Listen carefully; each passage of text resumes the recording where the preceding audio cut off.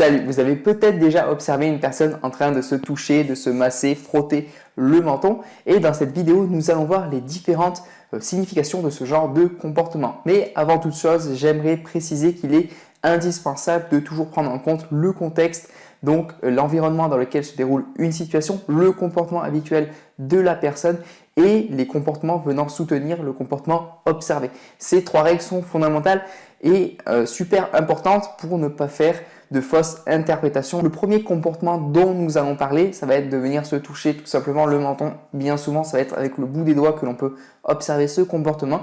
Et c'est un comportement qui intervient très souvent lorsqu'une personne commence à réfléchir ou à évaluer certaines options. Ce comportement n'est pas forcément un indice de doute, mais on peut souvent l'observer lorsqu'une personne analyse des informations ou réfléchit. Ce comportement associé à d'autres comportements tels que les lèvres pincées indique qu'une personne réfléchit à des solutions ou à des alternatives possibles. Et pour le deuxième comportement, il va s'agir de ce que l'on appelle l'attitude d'évaluation. L'attitude d'évaluation, pour l'illustrer, c'est le fait de mettre son index le long de sa joue et la paume de main fermée sous le menton ou au début de la joue.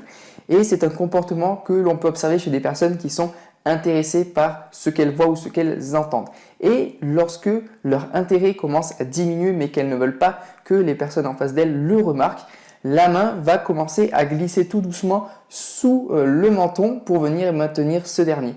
Et bien souvent, ça va commencer à être une attitude d'ennui. On va passer d'un geste d'évaluation et d'intérêt à une attitude d'ennui. Ce qui nous amène directement au troisième comportement qui va être l'ennui. Et l'ennui, comme nous venons de le voir, ça peut s'observer par le fait de venir poser son menton avec les muscles faciaux complètement relâchés sur la paume de sa main. Et bien souvent, le niveau d'ennui sera proportionnel au niveau de soutien de la main. Plus la main viendra fortement soutenir la tête et le menton, plus l'ennui sera présent. Mais encore une fois, les interprétations dépendent en grande partie des circonstances, donc à analyser avec prudence. Et pour le quatrième comportement, il va s'agir de venir caresser sa barbe ou sa moustache. Moi, malheureusement, je n'ai pas cette chance. Et c'est un comportement qui est agréable et apaisant. Certaines personnes peuvent l'utiliser comme geste tranquillisant, apaisant en cas de stress. Et comme pour tout comportement répétitif, il est à ignorer si vous l'observez assez fréquemment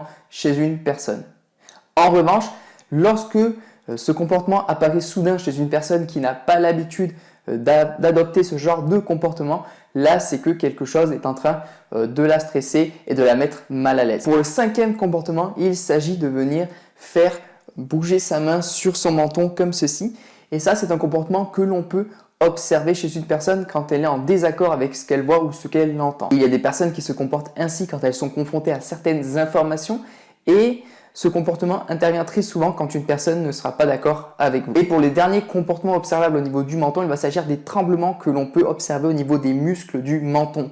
Et ces tremblements sont très souvent signes d'appréhension, de stress, d'anxiété, de peur. Et c'est un comportement que l'on peut souvent observer chez une personne qui s'apprête à pleurer. Donc voilà pour cette vidéo sur les comportements observables au niveau du menton. Bien sûr, ces comportements sont à interpréter avec prudence et il faut toujours prendre en compte le contexte, le comportement de référence et un ensemble de comportements.